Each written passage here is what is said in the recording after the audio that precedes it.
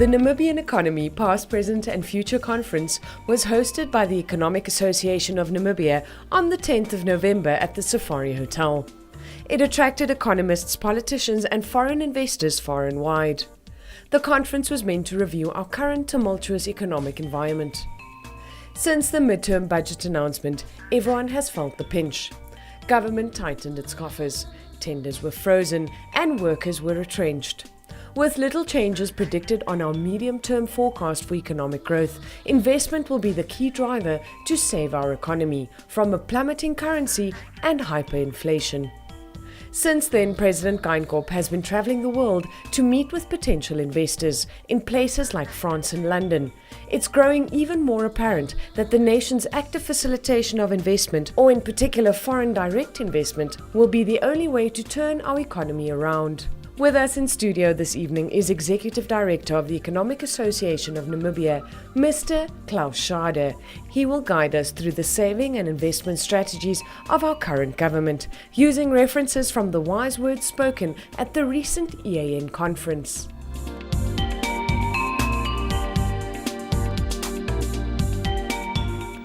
Good evening, viewers, and welcome to One Exclusive.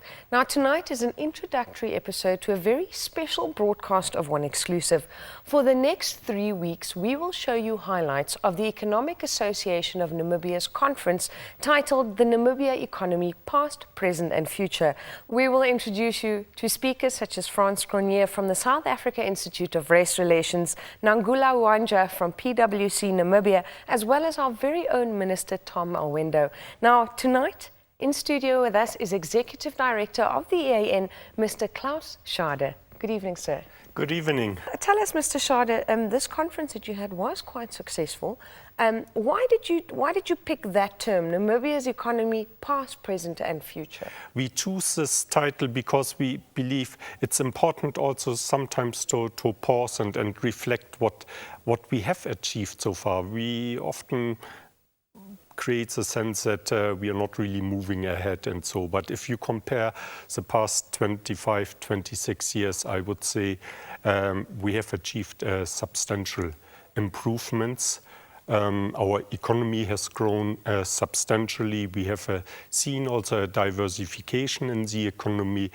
In the mining sector even, that was to a large extent dominated by diamond mining. Uranium has picked up and could become even the largest export commodity if prices improve and more mines are opening. Zinc, copper mines have opened. We have also seen a diversification in the manufacturing sector. We are producing our own pasta products, for instance, but also milk, dairy products, and also agriculture. I think that is in an arid country like Namibia quite remarkably. Grape production has expanded tremendously. We are exporting more than 20,000 tons of grapes now from virtually nothing in 1990. And we are now supplying about 40% of our horticultural produce. 15 years ago, it was not even 5%. So there are a lot of changes. That should be celebrated. Yeah. Yes, I think we need to recognize it and also maybe analyze what has led to these changes, what policies have worked and maybe what policies have not worked, and what can be improved so that we have even stronger growth and development in the future. I mean, despite all these positive improvements, we are still facing, of course, substantial challenges such as high unemployment rates, youth unemployment in particular. We still face poverty and inequality, and so although the latest figures suggest that there is a further improvement, but I think we need to do much more, and we need to look back what we have done right and how can we build on this. So therefore this title, Past, Present, Future, to also encourage to look back what has been done over the past 26 years. Fantastic. And Mr. Sharda, it does seem to come at quite quite an important time, this conference of yours. I mean, we are in a bit of an economic strife position at the moment with the drought, with what's happening in the global economy. So the conference has come in a timely fashion, and I think what's come up for me that's the most apparent is, since particularly Miss Nangula Awanja, she spoke at the conference about the importance of getting foreign investors on board, you know, to help us strengthen our economy so that it's not downgraded again. And since then, we've seen the president jetting off to France and America and London, trying to find these foreign direct investors. Now tell us, sir, what are the challenges that we're facing when it comes to investment? Yeah, just to pick up on your introductory sentence, I think we are at a crossroads at the moment. We relied heavily on the global demand for our commodities. We do not expect commodity prices and demand to pick up substantially next year or even the next 2 years or so. There are a lot of uncertainties still in the global economy, not only because of Brexit and the new president-elect in the USA, who also causes a lot of uncertainties. So therefore, we need to also look at our own domestic economy and the regional economy and the demand and what we perhaps can supply. And it's also in order to address unemployment, we need more investment, foreign direct investment, but also domestic investment. There is a lot of money still sitting, let's say, in bank accounts or even being invested in South Africa or elsewhere that we need to use for our own economy. So people should bring their money back to home soil and replant it here. Yes, but we also need to create investment opportunities. So we need to identify areas where we have a competitive advantage and can not only compete with other countries in the region like South Africa, but also globally, not to create white elephants or so. And I believe there are quite a number of opportunities. But we need to improve the investment climate, and that was what Ms. Wanja referred to. Unfortunately, Namibia slipped in the rankings of the major competitiveness reports, the global competitiveness report of the World Economic Forum, but also the Doing Business report from the World Bank. We dropped from rank 68 in the Doing Business report to now 108. We also dropped in the Global Competitiveness report from 74 to now 84. We have improved over the past years. We were even at 92. But is this a highly regulated environment? Is that one of the factors that's playing a role there? It plays a role in particular in the Doing Business report. What is I think an area of concern is how long it takes to start a business. It needs 10 procedures in Namibia. It also needs 10 procedures in Mozambique. But in Mozambique, it takes only 19 days on average. And in Namibia, it takes on average 66 days. We are now currently registering our Economic Association, and I have experienced it takes often much longer than even that. And that is lost time because you don't create jobs during this time, you don't create additional wealth, income, and so on. And it can be streamlined. And the same also with registration of property. We have lost grounds. We are place 170 out of 180. I think we can do much better getting electricity. Likewise, we are place 124 out of 180, roughly 180 countries. So there is definitely room for improvement. Now, sir, just bringing us back to, there are these barriers of entry, particularly for foreign direct investors. We've spoken about the fact that, it's a very highly regulated industry. But another thing that Ms. Owanja touched on is our skills deficit. Now, I think in the mining area that is particularly, felt, because there are a lot of experts that we need to bring in to mine our own goods. How are we going to see government tackling such a big problem? Or the skills deficit usually tops the list of weaknesses of the country, and I think we need to focus much more on vocational training in the country. There is a need not just for engineers and technicians, but also for plumbers, bricklayers, mechanics, and so on, that do a proper job. So we need to focus much more on vocational education and as opposed training. To formal academics, really focus on, the VCT colleges and instilling the skill with the necessary workforce. Yes, and not everyone is suitable, let's say, for an academic careers, and we need to, let's say, also improve the status and not regard it as something. If you fail admission to university, then you do VTC. Yeah. Quite the not the contrary, but it has to take a much higher status, and often very good artisans and so can earn more money than someone who has a degree from university.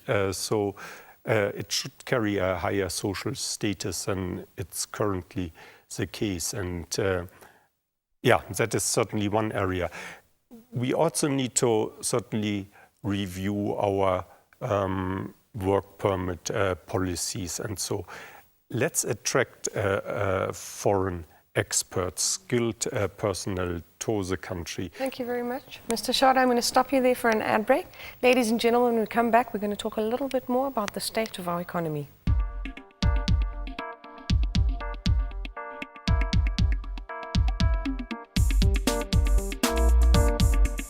Is it changing as dramatically, the politics reacting to the economy as people think? We had a local government election this year, and the previous one to that was in 2011 when the ANC won 63% of the vote, the official opposition 24%. The economic freedom fighters, our Marxist revolutionaries, they didn't get anything, they didn't exist yet. And the ANC and the EFF that spawned the ANC that spawned the EFF scored 62.9%. In the most recent election, the ANC's at 53%. And there are the headlines, the ANC's about to lose. The DA's actually done nothing. The EFF's got 8, and if you put them back into the ANC where they came from, has anything actually changed in the South African political system? From here on out, the following are our choices as a country. This is the context that we face. Does the cabinet in 2019, when we have a new cabinet, does it turn to the right economically? Growth-focused reforms, or does it persist in the view that the state can continue to dictate to the private sector how it should perform? Do we at the same time remain a free and open society, or are rights and freedoms eroded in South Africa, which is happening very rapidly, to a point where a future government can rule with impunity? How those decisions are made give us direction. The worst case we call the rocky road. Expectations are never met, and a future government destroys democratic institutions to cling to power. Its polar opposite is the wide road, a popular mandate for reform in 2019, leading to economic reforms and much higher levels of growth. I'll show you the forecasts for each one. The most intriguing one for African emerging markets is the narrow road. The realization dawns in our experience of the better bits of the ANC, it's dawning at a hell of a rate, that we have to turn on the economy and get growth and investment back in, and that's going to take structural reforms.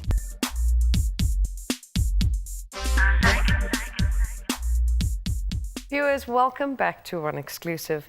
Now, Mr. Sharda, one of the things that came up at the conference that I found particularly interesting, one of the segments, was Mr. Frans Cronje from South Africa's Institute of Race Relations.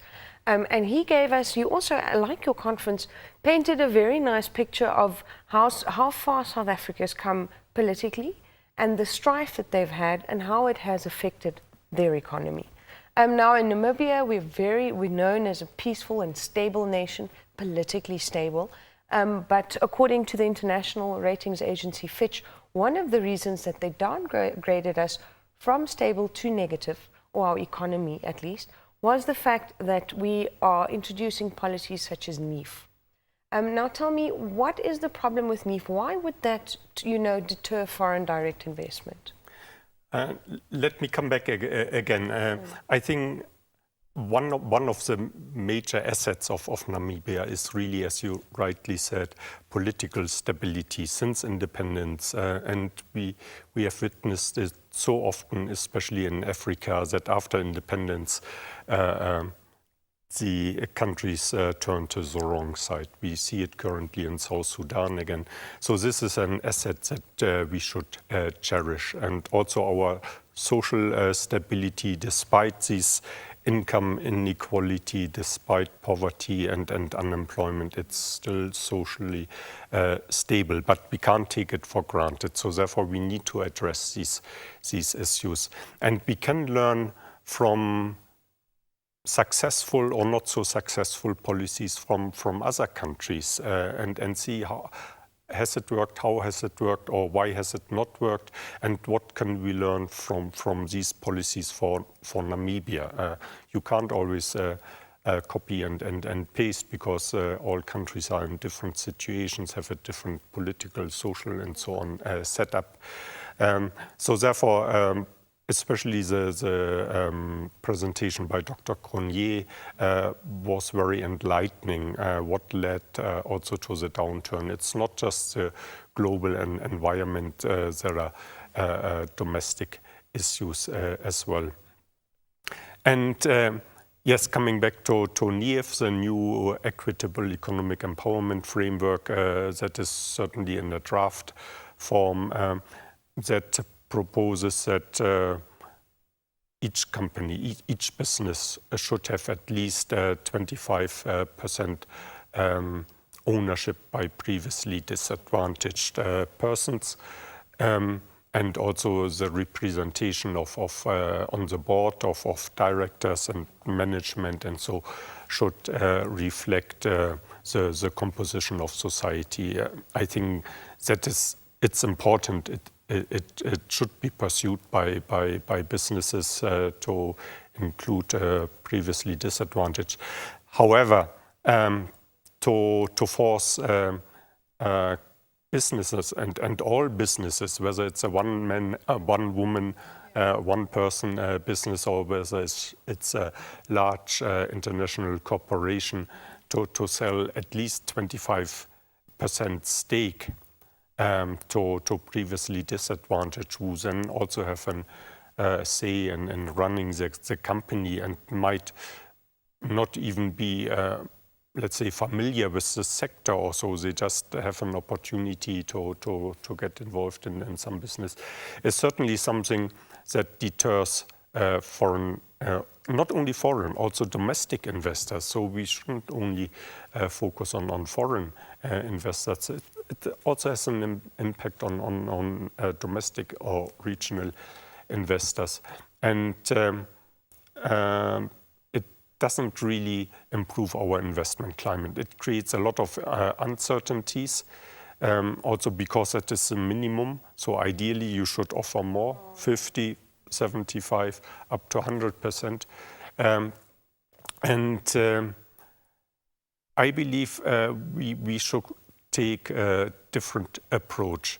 First of all, I think these measures are based on the assumption that nothing really has changed.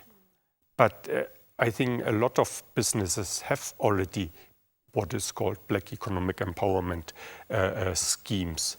And there are many black-owned companies in the country. So what would be ideal is just to have a survey. Where are we in terms of ownership? First to establish that, yes. Yes, and then to identify areas where we are lagging behind and see how can we address these issues in these areas. In an equitable manner, yeah. Yeah. And also some sectors have already developed sector charters, like mining sector, financial sector, wholesale, retail, trade sector.